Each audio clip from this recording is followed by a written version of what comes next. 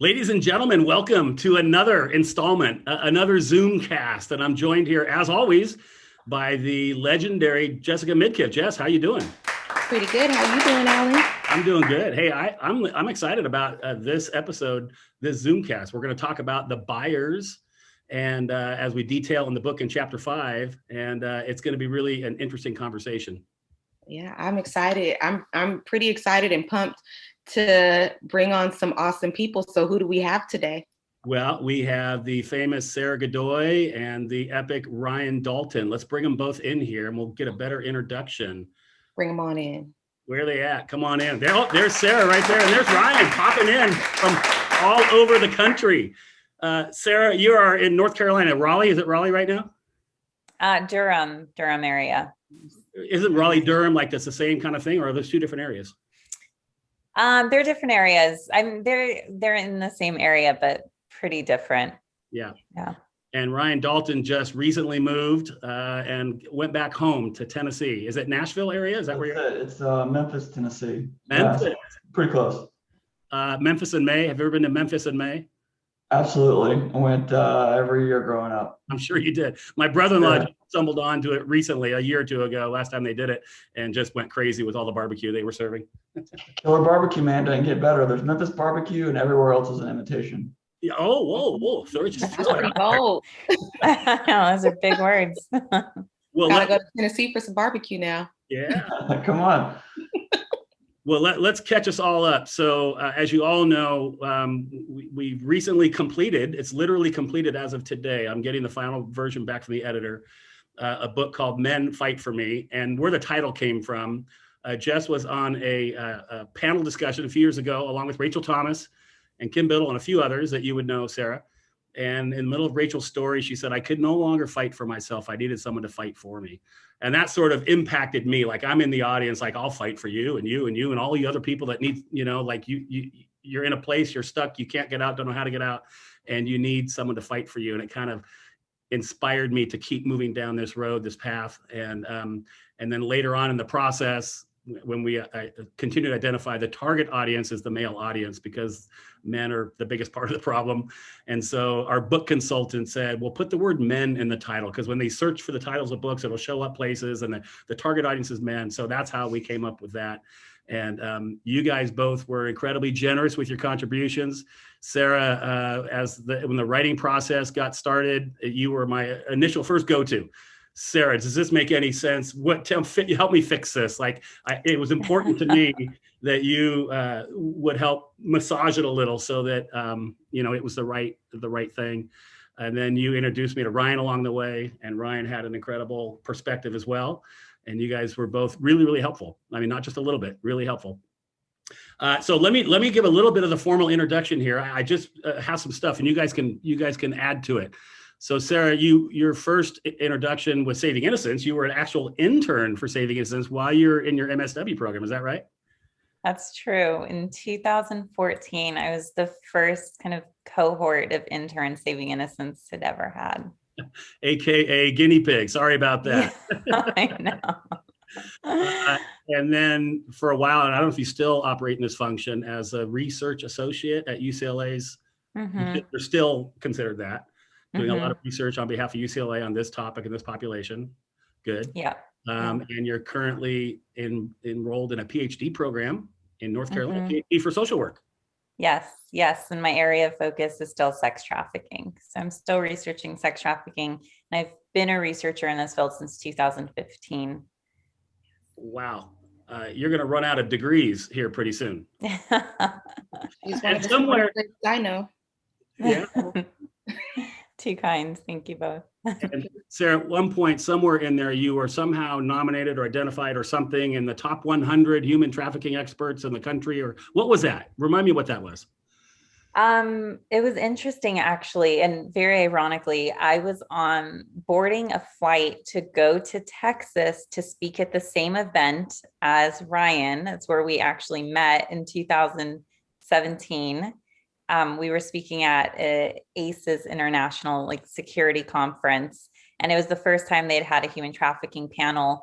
And I was literally boarding my flight. I get an email and I was like, congratulations, you've been named number 20 of the top 100 like anti-trafficking and slavery influencers. And so it was a nice accolade. I 100% felt like there were so many other folks that were more deserving to be number 20. But it was really kind to get that accolade. And I think after being an intern, after doing some work in India and doing some work in Tijuana, Mexico, and then kind of landing at my position at UCLA and being there for a couple of years, it was really nice to receive that.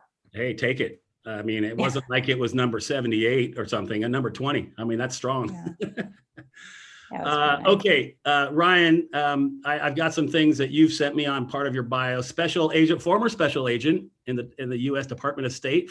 At that point, you were stationed in the Houston field office combating human trafficking. How am I doing so far? That's right. Yeah, I was assigned to a task force, a counter-trafficking task force in Houston area during my time as an agent there. That's phenomenal. You co-founded a tech company at one point to help disrupt human trafficking from the high-tech perspective. What's happening there? Yeah, so that was before I worked for the State Department. We saw an enormous amount of data being pushed into the internet, that there wasn't really a very technological way to sift through that information to find meaningful resources for investigators and prosecutors that are trying to find people that are being moved on Backpage and other websites like that at the time, right? And so we were able to create an intelligence platform for them where they were able to then go and use it during the course of their investigations. Wow, that's incredible. And then somewhere in your process there with Shared Hope, you wrote 29 laws that are, is that right? Currently enacted? Yeah. So starting as a law student, actually, I got the chance to really dig into the Shared Hope Protected Innocence Challenge and go with my legislators to try to pass stronger laws. And we were really successful in Tennessee. I mean, it was really a team sport. There were a lot of people that were very motivated to see stronger laws in Tennessee, right? And so that's sort of how I began my legal career in the counter-trafficking world, and is why I went to law school in the first place. And got a chance to do that not only in Tennessee, but later on for Shared Hope International, working in and out of the DC office. Well, that's incredible. And you guys know this, but as the viewers are just watching for the first time, possibly, Jessica Midkiff here on the screen is a co-author of this book and absolute expert in this area. And if you read chapter 2 and you find this Zoom meeting on chapter 2, she'll go into details on her lived experience for over 10 years. And it's pretty powerful. Jessica, thank you for sharing that. Once again, I just keep saying thank you. And Thank you. The three of you, I mean, I don't know if we could get higher expert level intel and conversation from three different perspectives. So this is gonna be really fun. I'll try to keep up. I'll just be the guy over here with a microphone. I'll let you guys talk most of the time. Alan, you know stuff too. We're about to kill this whole conversation. We got some heavy hitters on, so let's get it. Okay, real quick, before we get into the content of the day, I have a question. I asked this of all of our special guests. Sarah or Ryan, have you ever heard the term Zoomcast before? It's a new one for me. What do you got? Sarah? No, I know Zoom fatigue very well, but not Zoomcast. Okay. Well, we feel good about this. So I think Jessica and I made this up for these conversations that we're doing right now. Think of it like a podcast, but it's on Zoom. So it's not very high tech, but it's a Zoomcast. So we're calling these Zoomcasts, and they're going to be posted on our website, fightforme.net, where the book is going to live, where the blog will live, where the contributors and the authors and the resources all going to live on fightforme.net. But Zoomcast, you're on an official Zoomcast. Groundbreaking technology here.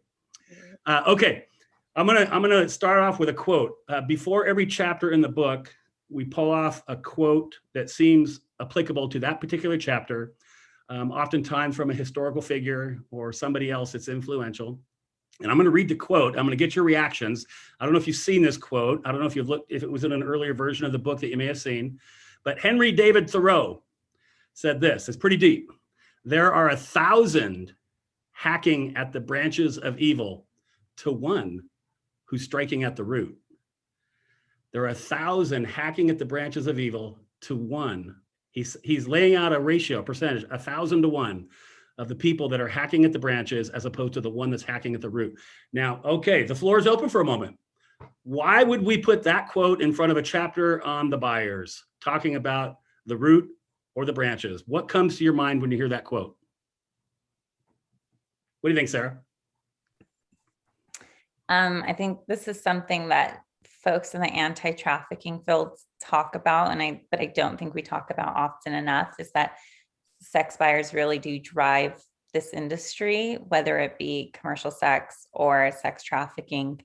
And knowing that, without really getting to the root of the issue, which is living in a culture that says that it's okay to objectify and to purchase another body for sex or whatever it is that you want to purchase them for, then we cannot resolve something like human exploitation.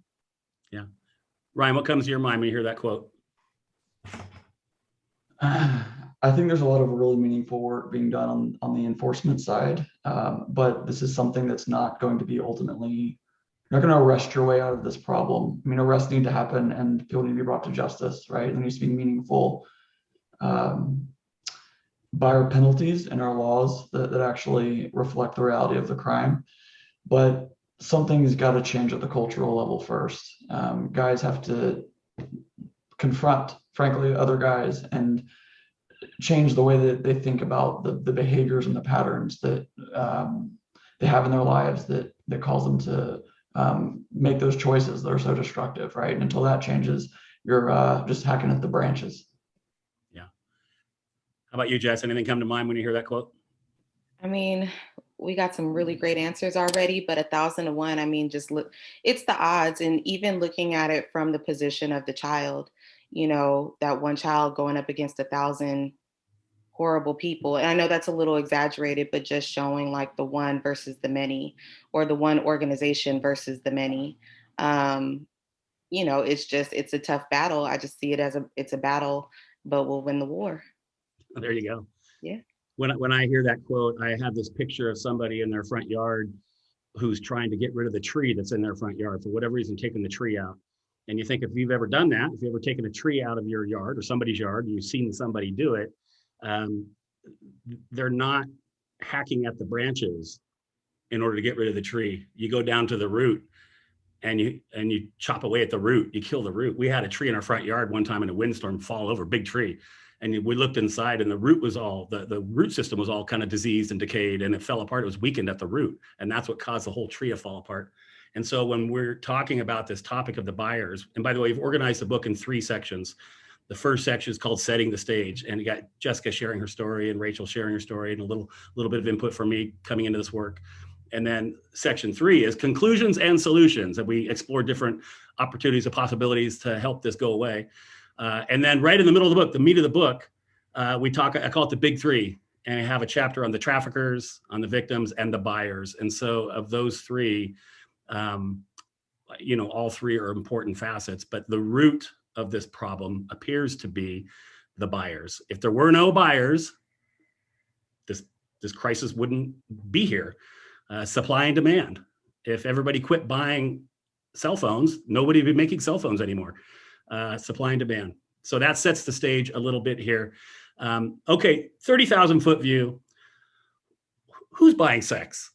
Who are these people buying sex? The kind of the target audience and the kind of the approach in this book is, it's almost like me as a man exploring, like asking questions. Who are these people? What is this? What's happening? And kind of bringing the audience along with me. And that was honestly one of my first questions when I first started learning about this. Who are these guys? Mostly guys. I know there's some women involved. Who is buying sex? Who is the sex buyer? Ready, go. Jess, let's start with you. All right. I guess we will start with me. Who's buying children? Who's buying people? It's so funny because I used to teach these groups in prevention, right? And it was so funny, like what the kids would throw out, which I think everybody kind of throws out, is like, oh, it could be doctors, it could be this, it could be that, it could be anything. But it just comes down to, it can be everybody, and everybody meaning anybody. Yeah. How about you, Sarah? What would you say to the answer to that question? So I just concluded a systematic review, which essentially is a research project where you look at the entire scope and body of literature on one specific topic area. And so I looked at sex buyers across the world to understand what are their characteristics, what are common attitudes and behaviors that they employ while purchasing sex. And what I came to find is that there's not a lot of information out there, unfortunately. We talk about sex trafficking as being an under-researched topic area, but this is an even more under-researched area. So in the past 10 years, there were about 40 publications available in English around the world on sex buyers, of about 35 studies or so, between 32 and 35. And there was only studies conducted in 19 countries, and 5 of those were in the US. So we commonly ask these questions like, who are these folks? And when we look at the literature and the science to try to dive into it and understand like what is a national perspective of who's purchasing sex, it became really clear that we just don't have enough research to support beyond a lot of anecdotal evidence. And so we're still relying oftentimes on anecdotal evidence of people with lived experience, and not necessarily from sex buyers themselves, for a myriad of reasons. But something that I saw in the United States among those studies that have been conducted is that every single study exclusively focused on men. There was either part of their criteria, their exclusion criteria, if you did not identify as male, then you weren't included, or not enough female or transgender sex buyers responded to the survey. And so they were cut from the analysis component. So we see by and large that men are the most represented sex buyers. But it's important to note, like, other genders and sexes do buy sex. We just don't really talk about them, or don't really have enough information about them to make any kind of conclusive comments on those folks who buy sex. We see that men who buy sex are predominantly in relationships. They're married. They're living with someone. They're often employed, and might have, like, one study's the median income was $40,000. And we see like 40K and above, like they have enough money that there's a disposable income to then go and purchase sex. So those are some of the demographic characteristics that we see of who's buying sex. And, I think it makes sense, and we could talk about later, what do we do?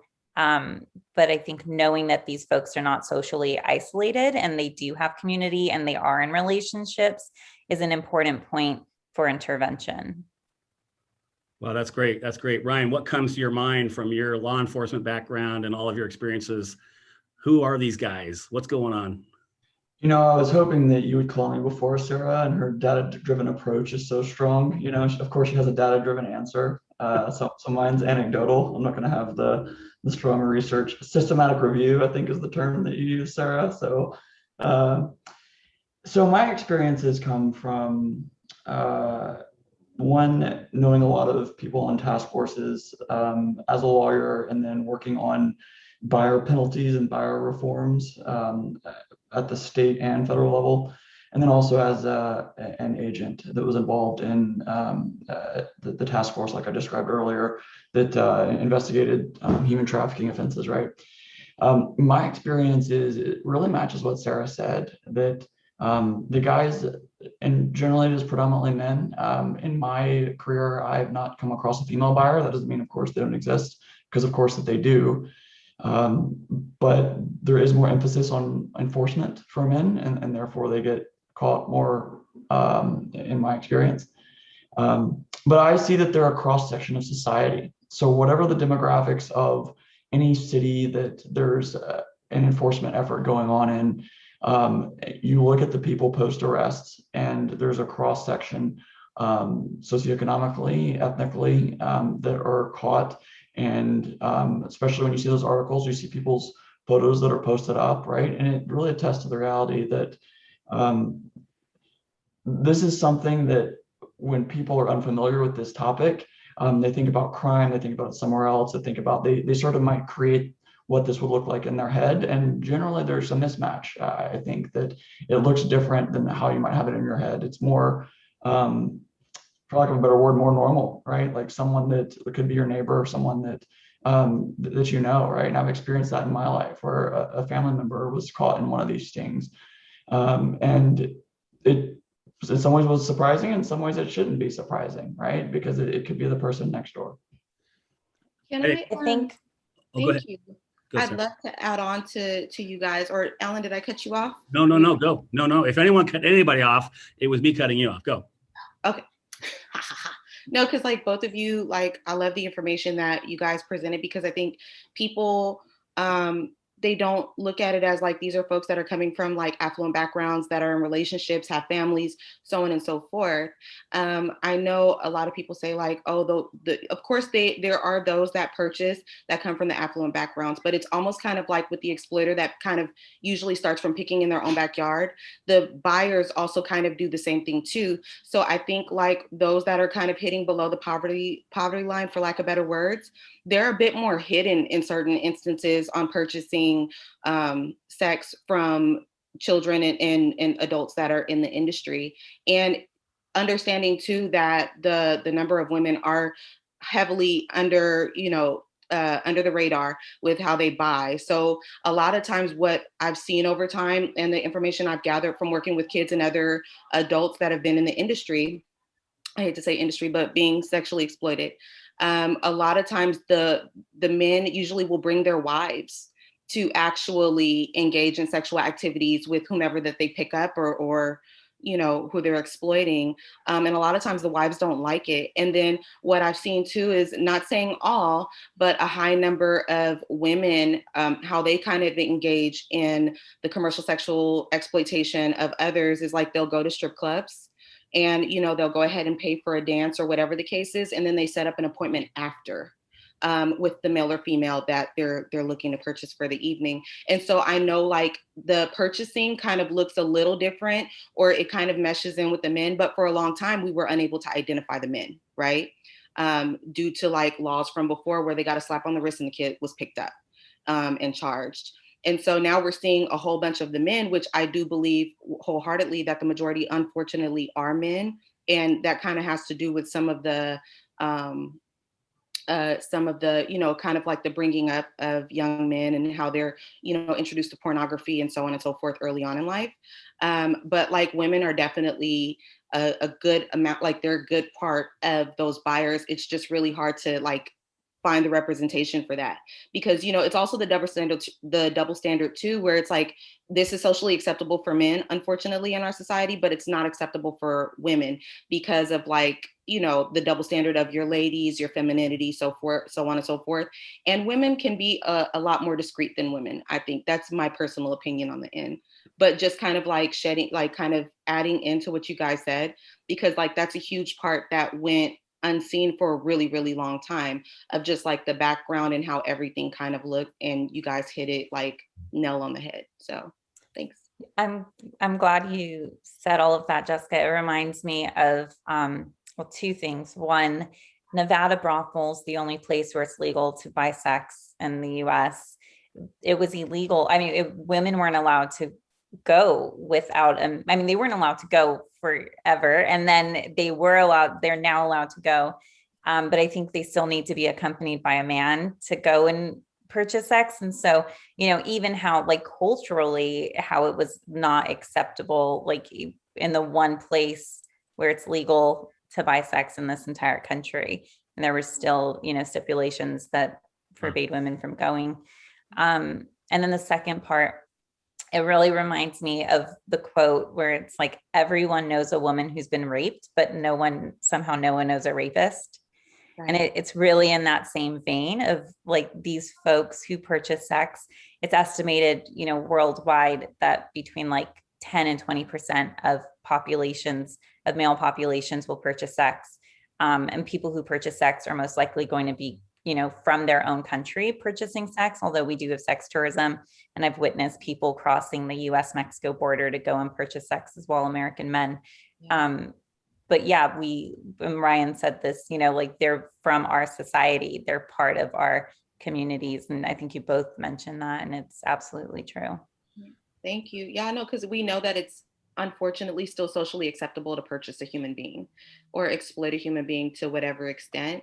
And so in just that double standard for women, and there's other ways, of course, but it's just like the big representation is men, and women can be the perpetrators. Like, working with young boys that have come into, my work over the years, and even up to date where I work now, where we've had male survivors, male victims and survivors, and they didn't constitute rape when it came to an older woman with them. Because, like if you go to your friends, and guys, I think you guys can speak to this too. It's like, it would be like, oh yeah, it's all good. She was 30, you're 16. Oh yeah, like you're the man. But in all actuality, it was rape. And there were gifts given or whatever the case is. Like, it was socially acceptable, and it wasn't recognized that young boys were being taken advantage of by older women, or, and vice versa with young girls with older men, and even same sex. You know what I mean? I think it's a great point. Yeah. And you see the disparity in sentencing outcomes in courts as well, where, a female defendant is, on some stage of criminal proceedings, and will often receive something more lenient than a male counterpart who would have committed the same offense potentially, right? And there's a case, I can't remember who the defendant was, but it was a teacher and a high school child, right? But you described it correctly, like that high school boy will not realize perhaps that he's been a victim until maybe much later. At the time, it's like, oh, it's cool, high-fiving his buddies. But there's a reason that minors are by law unable to consent to sex with an adult, right? And it has to be applied equally across the board with female buyers and male buyers. Definitely. Thank you. Yeah, Ryan, you said something, and I think it made itself into the book at one point that kind of caught my attention. You said something to the effect of, the odds are high that you know someone who buys sex. And I thought, wait, I got to think about that for a second. Like, who am I consorting with here? The odds are high that I know someone who has bought sex. And then right around the time I heard you say that, I was sitting down with our trafficking task force here in Los Angeles in the sheriff's department, and they had recently put up a little sting operation in my town in a motel room, advertised an underage girl, for sex. And I forget what the numbers were, but it was, many, many hundreds of hits in a very short period of time. I'm like, wait a minute. Now I'm looking at the guy next to me when I'm having dinner with my wife at a restaurant. It's like, you knucklehead, who, was it you? Was it you? And like, there's hundreds and even thousands of people wanting to go do that from my town where I live. This isn't some crazy other part of the world. That caught my attention. Okay, real quick, before we go into some of the categories here, I want to break it down a little bit. We can't move on until we talk about language, because Sarah, you said passionately, I believe, at least it felt passionate when you were typing it, in terms of what are we calling these buyers? And the language is important. And there's some other language that we can just get on the table here, that sort of outdated language we can correct for the record. But when someone says John, how do you object to that? Tell me, Sarah, what your thoughts are on that. Sure. So, prefacing by saying we know that there is a lot of terminology to describe this group. Folks within the life might say dates or tricks or Johns or whatnot. And we also know they're called sex buyers, purchasers of sex, customers, clients. Like, it runs the gamut in how we talk about these folks. As someone with no lived experience, so I want to just be very clear, like, I do not have lived experience, and I'm coming from a place of, I'm an outsider researching this topic area. So in no way do I want to say that this is something that I feel like, if you have lived experience, that's completely different. You could say what you want, you know what I mean? Like, just to preface that. But I think that folks without lived experience, we need to stop using terminology like Johns and tricks and things that really are euphemisms for what the actual terminology is and the action is. The action is that they're buying sex, they're purchasing sex, and we need to name them as sex buyers if they're purchasing sex from a minor. I think the youngest age I've seen in the United States was a 3-month and a 5-year-old who were recovered from the FBI in 2017 and being purchased for $600 or sold for $600. They're child rapists if you're purchasing from a 3-month baby, and so just being very clear that the terminology that we use does impact how we conceptualize these folks, and then the steps that we take to work against the actions that they're taking. And so, I know plenty of Johns, men named John. Right. And I actually ask people now, like, have you ever purchased sex? Because I'm totally invasive in that way, but I feel like I want to know if I'm going to have a friendship with folks who are purchasing sex. Anyway, that's beside the point. But the point is that when we use euphemisms, we take away from the fact that there's a real harm and impact that's happening on people's lives. And when we name them as a sex buyer, a sex purchaser, then we're more accurately pinpointing the actions that they're taking. And we can then, continue the conversation on how we can work against the harm and the implications of those types of actions. Yeah, no doubt. I have no problem calling the guy a rapist. I have no problem at all. Ryan, do you have anything to add to that in terms of language that, as you're thinking from your law enforcement academic career? Yeah, there's a lot of softening language that just needs to be done away with, right? So there's words like John, which is a word that softens what it is. It's designed to, maybe I don't know how deliberately, but at least in common parlance, it's used to talk about something in a way that is sort of more palatable to people that want to be comfortable with what they're doing. Boys will be boys is another one, right? Like, just hear stuff like that is just sort of dismissive.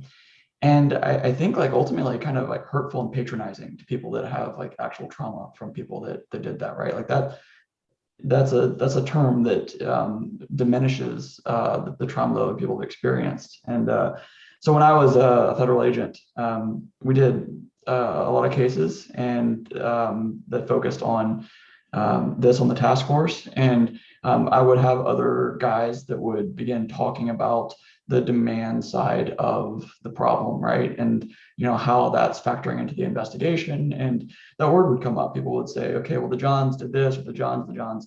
And I was real unapologetic about it. I'd be like, hold up, they're buyers, right? That guy's name is John. Like, are you cool with that, dude? Are you cool with being called that as well, right? And obviously no, right? And I would not try to make it real weird, right? But I would challenge it. And I would say like, hey, the reason that you have to use this word is because it reflects the reality of the statute that we're trying to apply here.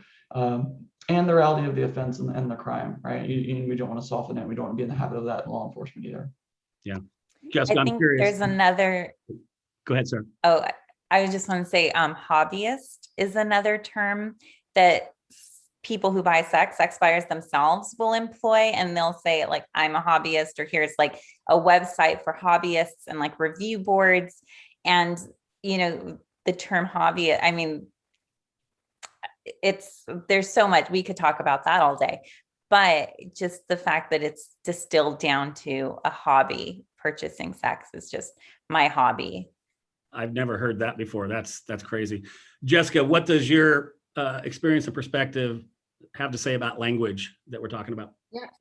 Yeah, like I agree with everything Sarah and Ryan are saying. I'm really happy, like even early on where Ryan, you noticed where you were like, nah, like his name is John. Like, you good with that? We're not doing that. He's a buyer. Like, chill out, right? I think a big part of it is men holding men accountable, especially. And I think that's kind of been lost over time too, because of how everybody's kind of brought up in society again. It's so funny because a couple things with, the word John, it's because like, we'd ask the guy's name and he'd be like, yeah, my name is John or Jack or whatever, but John kind of stuck. So that way, if anything got caught up, we didn't know his name, it couldn't go back to his family. So it acted as a really huge shield, right? Which you guys alluded to as well. But it's so funny because yeah, trick is a softer term, but being in the life, in the game, which they call it the game and it's not a game, but that's what they call it. You couldn't call a trick. That was so offensive to call them that. And, you know, trick kind of came up from like, there's a few different ways, but one of the ones that I was brought up with was like, you know, it's a trick or treat. So like you go trick or treating for Halloween, either you're going to get this awesome treat and this date, what they used to call, like, what they call is like dates. It's going to go smoothly. You're going to be safe. You're going to get whatever, and you can go on to the next one, or you get the trick. And that could be rape, that can be robbing, that can be so many different things, right? And so like we would never, and still to this day, like in the life, we don't call dudes tricks to their face. But it still takes away from the fact that you are raping, like you're paying to rape, basically, right? You are harming, especially with children, because like we said previous to, wherever there is an adult industry, there is a child industry as well. And looking at the average age of entry into the life, not everyone, but a high majority of folks that are being exploited as adults started out as children. So just kind of looking at all those things, you know, like that's really huge. And I love that you said hobbyists, Sarah, because we call those professional tricks in the streets. Those are professional tricks. So you'd run into a dude that would date like 5 or 6 girls, 7 girls, 10 girls back to back and pay every single girl like a good amount of money. And like, this is what they did. And I love that, you know, you brought that up. So we have professional trick, we have hobbyists, and it's so, just to be honest, like it's foul because it's like you're collecting human beings. You can't collect human beings. That also establishes that there's some type of ownership, which with a purchaser, one of the biggest lines is like, I pay her to go away, or I pay her so I can do whatever I want to do to her. She's mine for however long and I can do what I do. Well, I didn't hurt her. I paid her, so it's okay that I cut her. It's okay that I did this. You know, it's just kind of, all this language kind of keeps it like kind of general or like a gray area. So others can harm others and have like in their minds, a legit excuse to hurt other human beings. So like just a little bit of background, but it all goes together, like, you know, how like all across the board, how we all have spoken about it. So, yeah. Thanks, Jess. Yeah, and just to add to that, that attitude, and that was one thing that came up in this systematic review, is the attitude that once I pay for whatever sexual service I'm paying for, there's something that switches, and now this person believes like I can do what I want to this other human being for the amount of time that I paid for. They are now mine. And so dominance, you know, any kind of sexual fetishes, any type of harm that they want to inflict, they will. And that, I mean, it's a common attitude that's within the literature, supported by the literature as well. 100%. It's objectification across the board. The exploiters don't look at it, at the young ladies or those that are being exploited, as people, and the buyers don't either. Once they pay that price, across the board, this young person, older person, whomever, is no longer a human being in their eyes.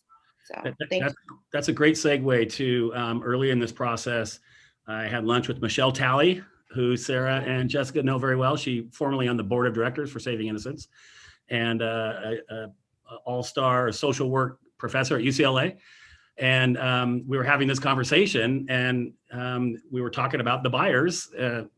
Strangely enough, I don't know if it's specifically for this book or not, but anyway, we had this conversation, and she said, in essence, that these buyers most of them are regular guys at home with their wife, kind of like you mentioned earlier, Sarah, but yet they've sort of created this little fantasy. Maybe they've looked online at some kind of porn or just some little fetish, and they know their wife will never go for it.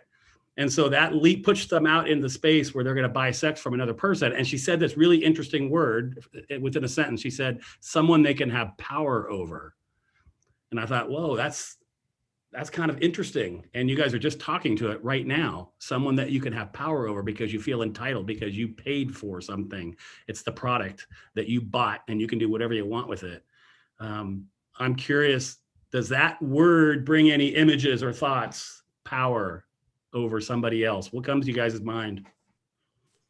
I think that's the missing piece that a lot of people that make the argument for just legalizing everything are missing, that they don't understand that it's pretty strongly supported that with the power issue comes violence, right? Like it's going to inherently be violent. And you know, that is, I think, like I said, a missing piece that is not in the common picture of what this problem looks like. They think that it's two consenting people, right, that are choosing to, exchange sex for money or whatever, right? And it's sort of like the Pretty Woman picture of what the industry looks like, right? Which is so frustrating to have that film ever made. If I could delete one film ever, it would be that one, because of the picture that it portrays of this, that it is nonviolent and consensual. And very often that's not the case, right? Where there is that power dynamic at play that inherently lends itself into violence because there is inherently a imbalance between one person's ability to have power themselves, which is, the victim. Yeah. I think of two things.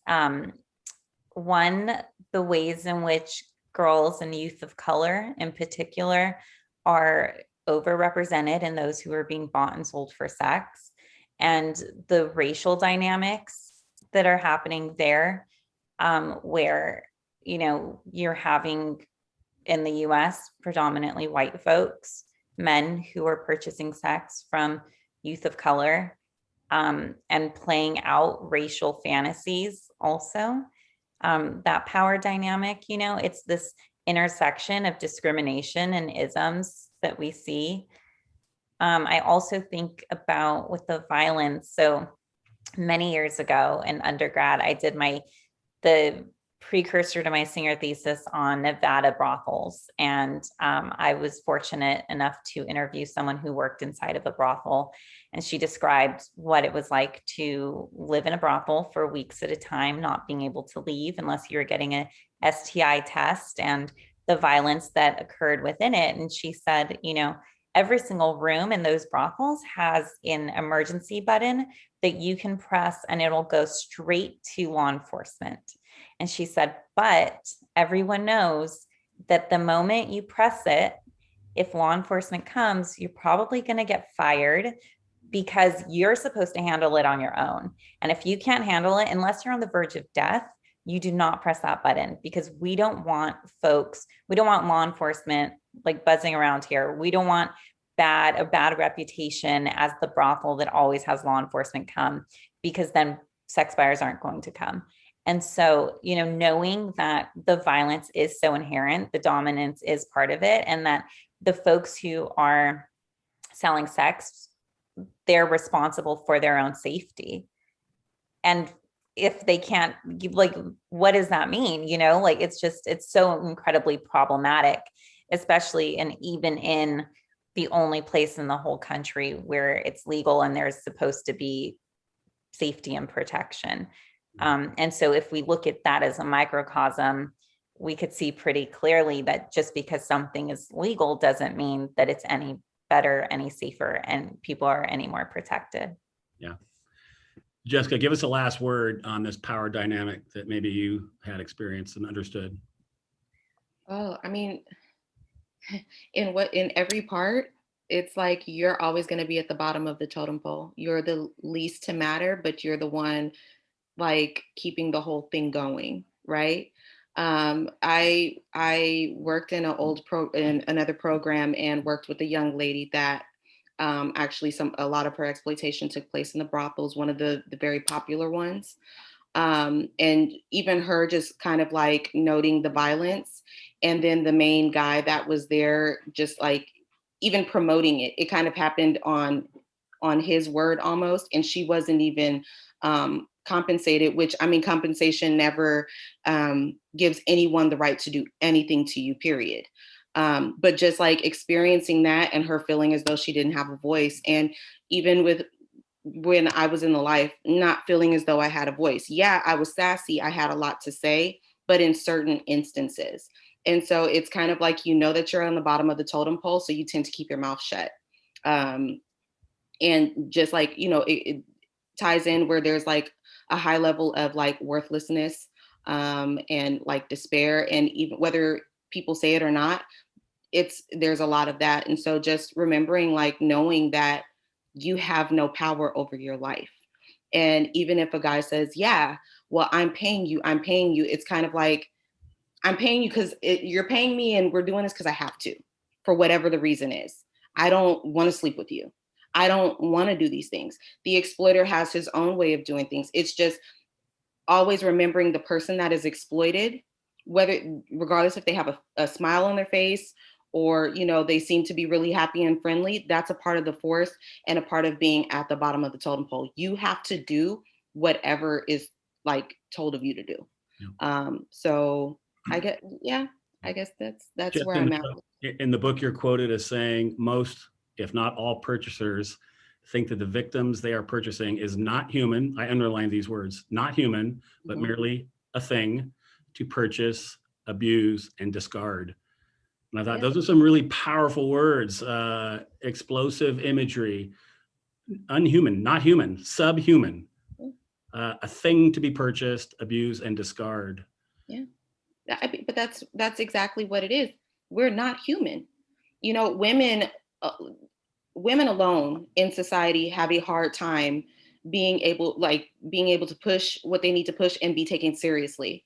And so let's remove just a woman that has a good life, or whatever the case is, and how hard and what the struggle is for that woman to be seen as human in certain instances and taken seriously. Now, take someone that's forced into this life, or coerced, or whatever, conned into this life, and they have to fight even harder, because it's like, you're like cattle. It goes back to the branding situation. The exploiter brands the person. You work for me, you can't go nowhere, you can't run away, you can't do this, you can't do that unless I say so. And the buyers play a part of that too. If a girl wants to get out, and he's one of those buyers that's always like in the mix of everything, the buyers will even contact the exploiters. They all kind of work in this ring together to keep the person that's being exploited down. We're not human. We're cattle. We're things. And when we're tired, or when we're burned out, or we're so battered and whatever, then we're discarded. And then we're replaced with something, as they like to say, something new and shiny, right? And so it's just there, we have no status in this world. That's tragic on a human level. Okay, let's talk for a minute, you guys, on back when Ryan said the odds are high someone who has bought sex. In the book, we pull a little excerpt out of a documentary that's going to be coming out called Sex and Money, that actually Saving Innocence is partnering with the revamp of it with Morgan Perry. So I don't know if you know Morgan or not. She's been around. She's done great stuff. And there's a little section of the documentary on the buyer. And they have a former sex addict, a former sex buyer, who now has turned his life around, and he's working on the good side of the equation and with men who are addicted.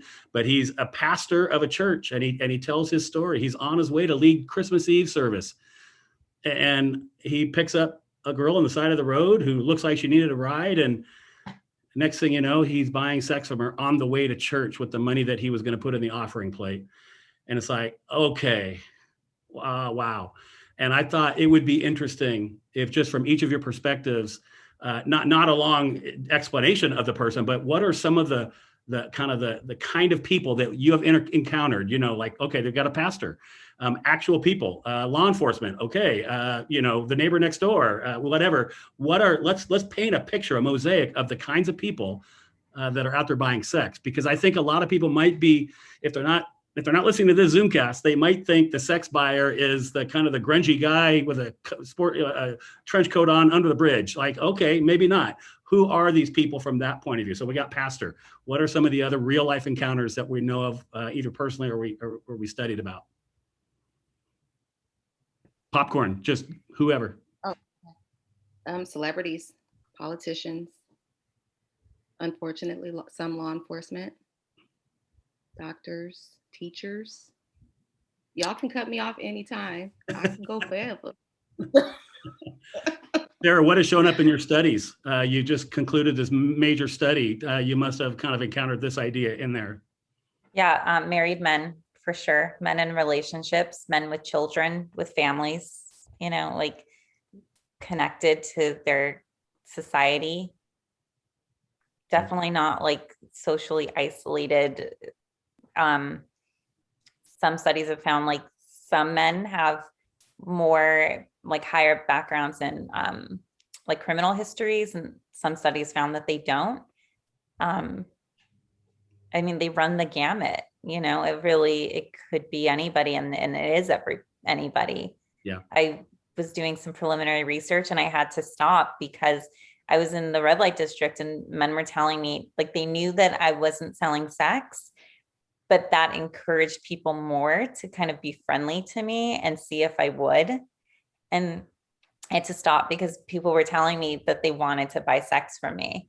And it was too traumatizing. I was like, nope, like my job here is done. I can't research the sex buyers in this capacity because there's also no level of protection for people who are doing this. And I've spoken with researchers who've been doing research on sex buyers for decades, and they're like, even now they are being sexually harassed by the men who are purchasing sex.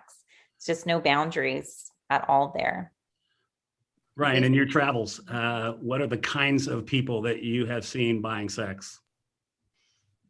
When I was in college, I had a friend who ran a halfway house for women coming out of a red light district across the border in Reynosa. And men would drive across the border Friday, Saturday nights to have sex with women inside the red light district. And it was all manner of people, man. I mean, they're driving across the border from Texas, obviously. And so there's not really one characteristic that I can use to describe them other than their commonality is that they would put themselves actually even in some degree of risk. The area that we were in was cartel controlled, right? So they were going to lengths that were, I think, significant to leave their country, go to another one, not far, but still, and purchase sex, right? And so those are the two commonalities that I saw. But other than that, it was from all walks. It was young men, old men, all skin colored. I mean, you name it, right? They didn't have any kind of unifying feature, and that doesn't change here either. That's my experience when I was in Houston, and that's my experience when I was focusing this from the legislative side is looking at this just anecdotally that it's people from the surprising areas, or like what Sarah talked about is the the guy next door that's successful, wealthy, whatever. Like those are the ones that you look at and you're like, oh, like this is a good neighbor. Like this guy sits next to me in church or whatever. And maybe that's not the one that comes to mind. But when I wrote in to you that you probably know somebody, I guess it depends on how big your social circle is. But I really mean that. And if you don't know someone directly, then it's with one degree of separation, because it is far more common than I think anyone really realizes. And then Jess adds a conversation in the book that you had seen buyers ranging from age 12 to 65, I think you said. And older. Yeah. Yeah. The oldest I've seen in the literature is 93. Wow. Okay. Mm-hmm. And Jess, you said you encountered a father-son that was some kind of a rite of passage that the father's bringing his 15-year-old son or something. It's like, okay. Young teenage son, where it's like, this is what you do. Yeah, go ahead and be a man. And it's like, no. I did not end up doing anything with the young boy, because even the fathers too, when raising their sons and they take their sons for this so-called rite of passage, they're actually abusing and setting this standard for the young boy, right? And the young boy, he was so nervous. I remember, and he was like, I got to do it. And the dad's like, yeah. Like, and the dad was he was excited. And so, but I mean, it's not like, it's a very common story. This is not a every blue moon type of thing or special situation. A lot of men purchase young ladies to kind of be the sons, like first in that rite of passage situation, which is just abusive in itself. And I don't know what I was thinking. Here I was buying pitching lessons and math tutors for my son. What was I thinking? That's incredible. Now, Ryan, in the book, you said something right about this time. You said something kind of profound. I felt like, let's enlarge the definition of a sex buyer, because we might be conditioned to think that a sex buyer is someone who's buying actual sex, an encounter like we've been talking about right now. But you said sex buyers are people who financially support the sex industry. So, putting your credit card to view pornography would be a sex buyer. Right? Going into a strip club, maybe there's no physical encounter, but that's a sex buyer. Could you expand on a little bit what you meant by that? Yeah, I think the definitions can be expanded a little bit, and actually reflect in reality what the supply and demand side looks like. You just described it really well, right? Like there's, and I think Jess, actually, you gave a good example earlier of someone goes to a strip club and they're willing to pay to enter the strip club and they're willing to pay for a lap dance. And there's this continuum that moves along into where they're willing to pay for a sex act that would, qualify for prosecution, right?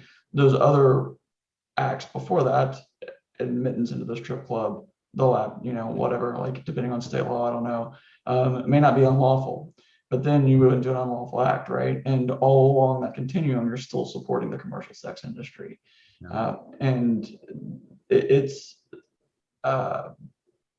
pretty easy once you're at that second step where you're at the strip club, right, to move to the next one, And so that's, I think, really where you can challenge this with guys, like confronting other guys. Like I've been sitting on guys and they're talking about going to the strip club, right? And I just call them out. I'm like, you guys pay women to pay attention to you. That's pretty lame. Right. And he gets a laugh, but I'm like, but that's what that is, right? Like, that's what you're doing. That's lame. And, it makes it weird for a second, but I'm kind of at the point where I don't really care. Yeah. Right. Well, this I'm sorry, book, like that's lame. Burn. Yeah. Sorry, go ahead. And then that third part of the book, we do a fair amount of calling guys out, not in a condemning kind of you're the worst person of ever, but in a sense of that's lame, that's pathetic. Yeah, I think that there's been efforts made in the past in messaging campaigns to harshly condemn it, right? And it should be, right? It is a crime, and children are being raped, and the consequences are severe.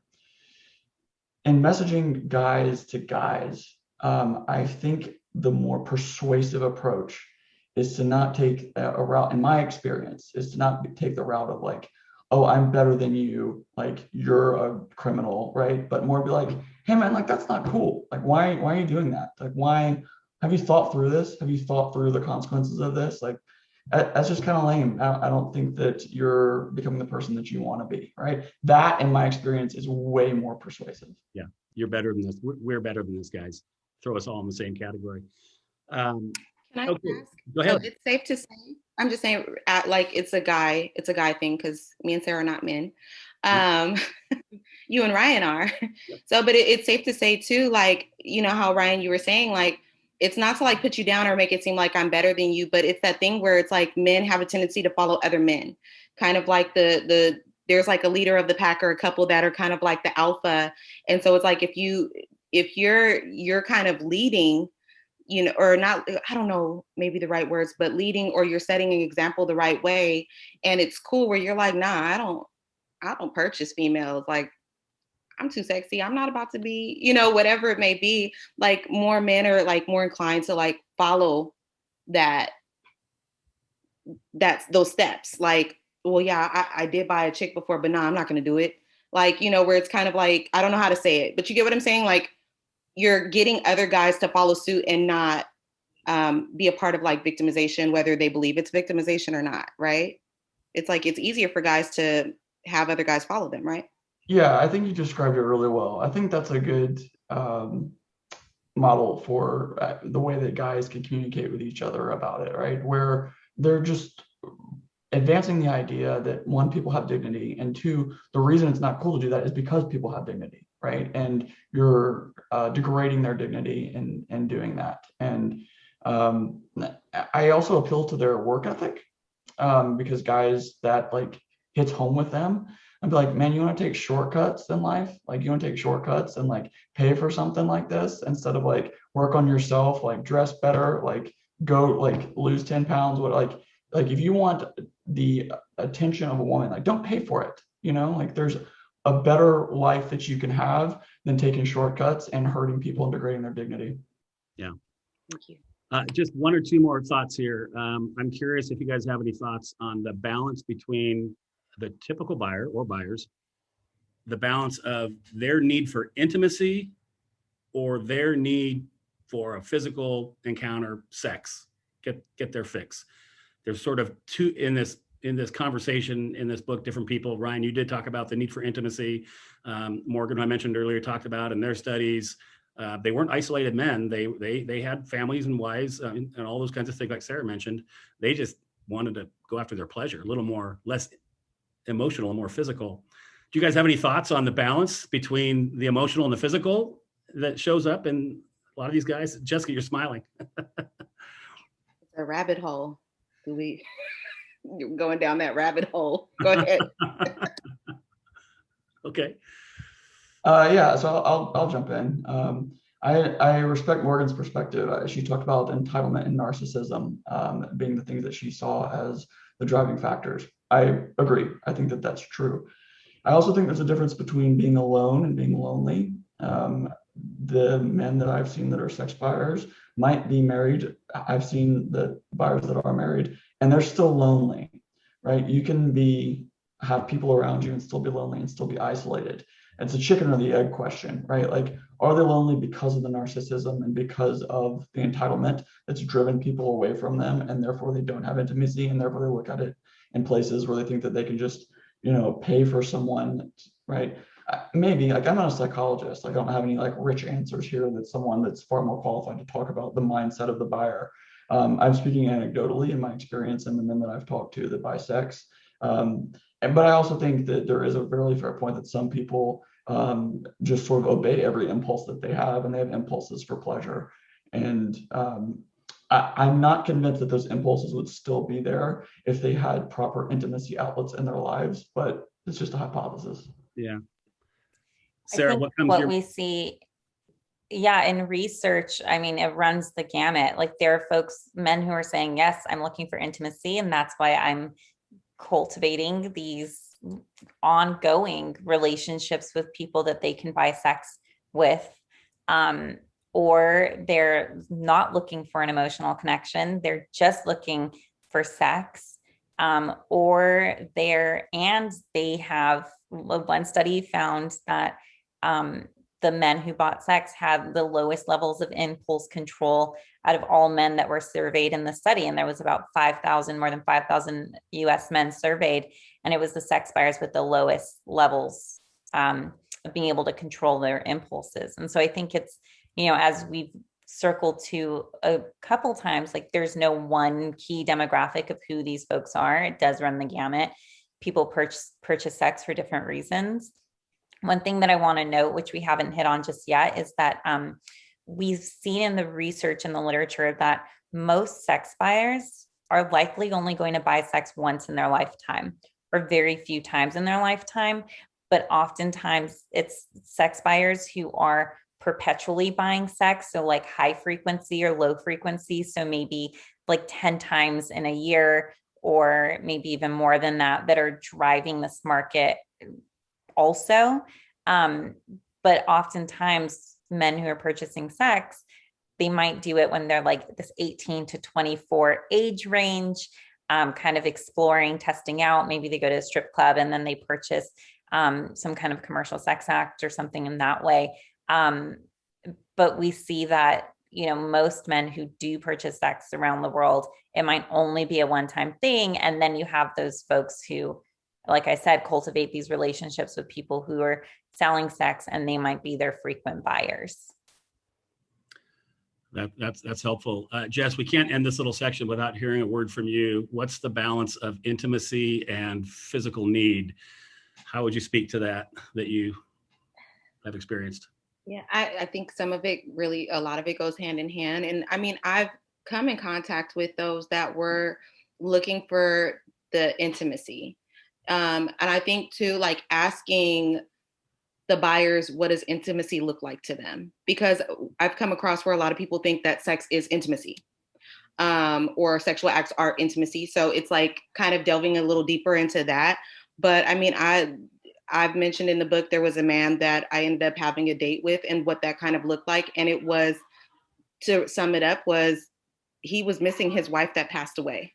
It didn't make it right what he did, but it was like, okay, I kind of get it. And this was an elderly, man that lost his wife. And then also too, I think with the sexual part, a high percentage of the buyers, and I believe a lot of them are not going to tell the truth, but from experience and knowing people that have been in the life and working with kids, a lot of these dudes have like these lives, these perverse sexual fetishes that, and they're kind of in the closet about it. And it's like, well, I can't do this with my wife.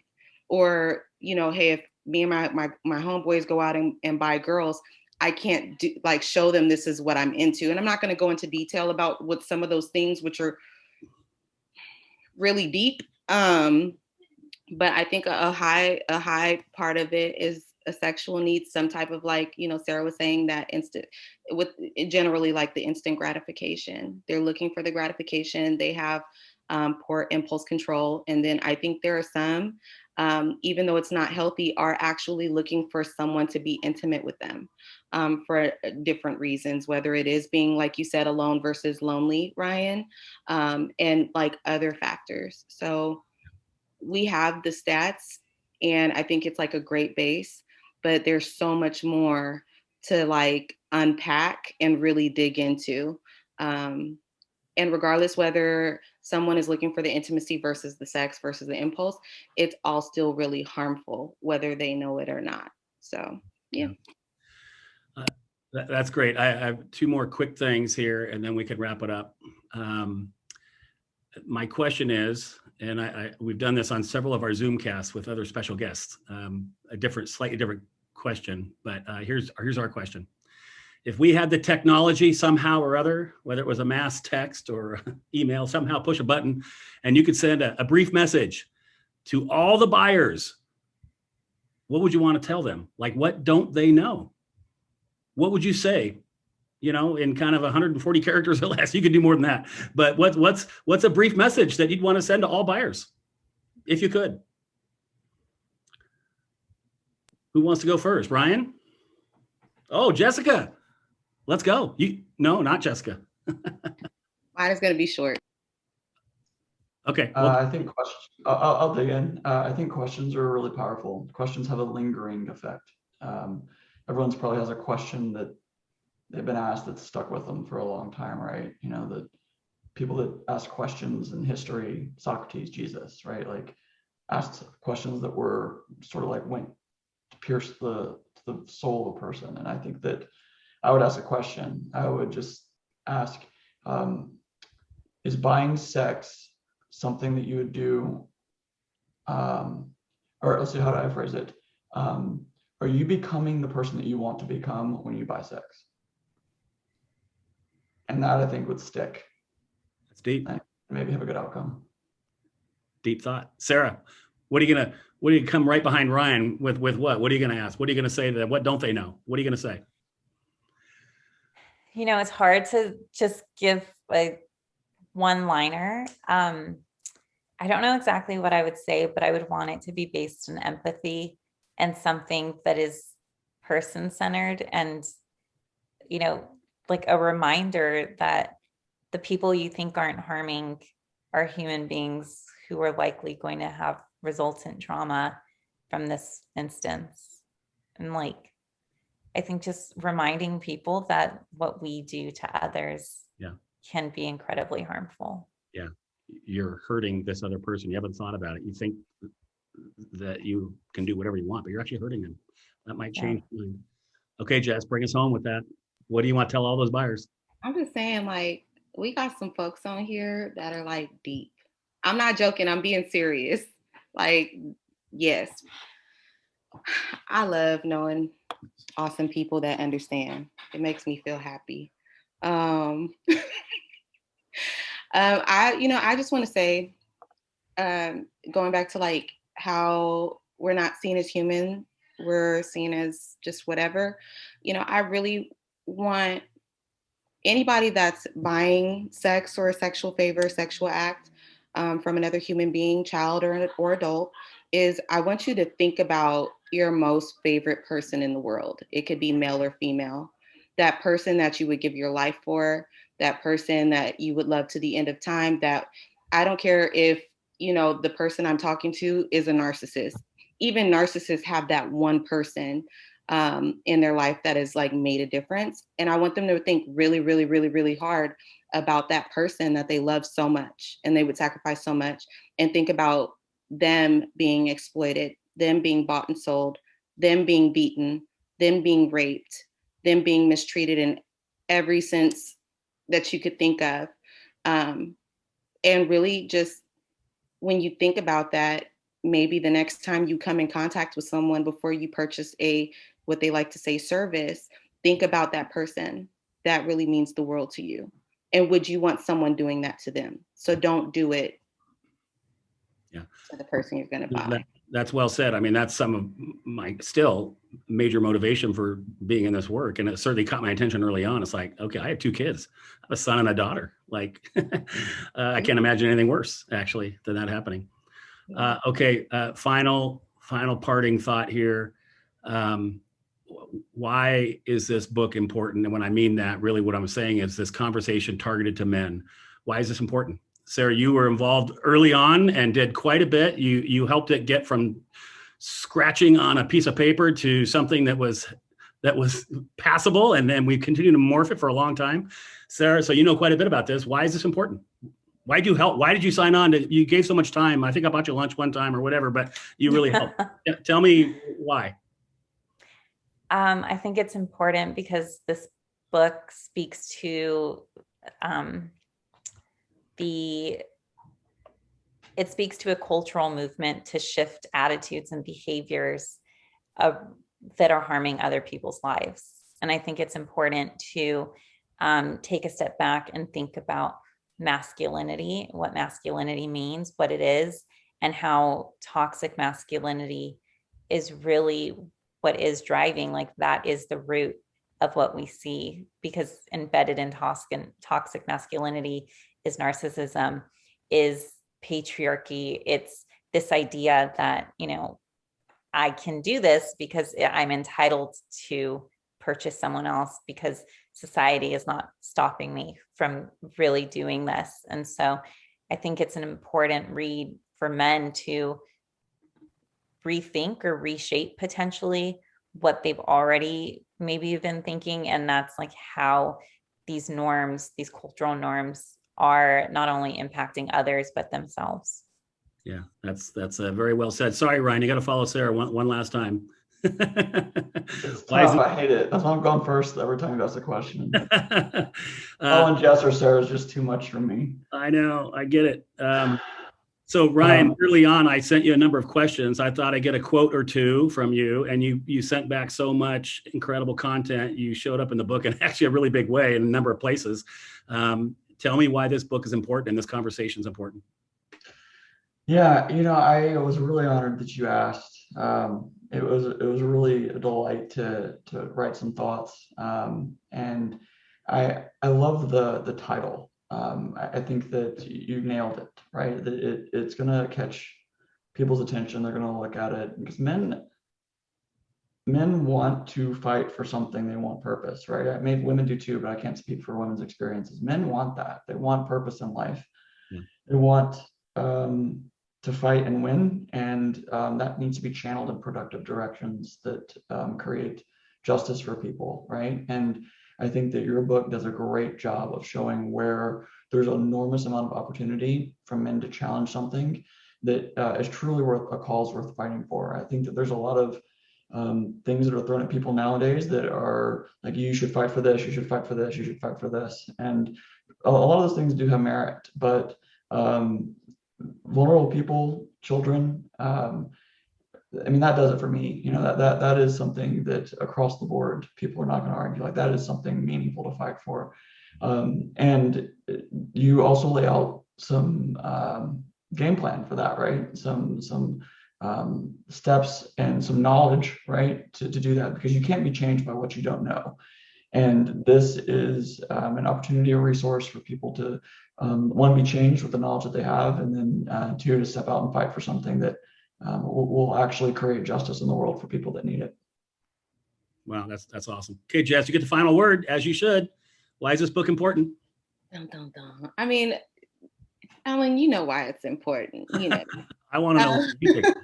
But I think it's just piggybacking off of Sarah and Ryan again, is I think it's important because we need to start like implementing change. This is, I think, a one-of-a-kind book, and like we can go so far with the information that's needed. And I want to see, you know, a society, hopefully one day, of really healthy men and healthy women. And like the work has to start, you know, we got to start breaking people down, bursting bubbles and everything. And I think once you tear something down, then you can start to rebuild in a healthy manner. So, I mean, it's held really close to my heart because I just want to see change. And I know it'll be a chain reaction. If we start with the men, you know, then it's going to trickle down and things are going to look different. And I just want a safer world for, you know, children and people to come, you know, forever, you know, like, let's get rid of all this nonsense and this crap. Boom. Well, that's great. You guys, thank you so much. This has been fun and hopefully enlightening and entertaining, not entertaining, but educating and enlightening for those that are watching. And this book, as I said earlier, will live on fightforme.net and available there. In terms of other information, we'll keep adding content to it and you know, blogs and a bunch more Zoom casts like this with notable people speaking on the topic. Thanks, you guys, Ryan and Sarah, once again, not only from tuning in from the East Coast, stopping your day, but and being such a big part of this book. It's really valuable. Appreciate you guys very much. Thank you, you guys. Thank you.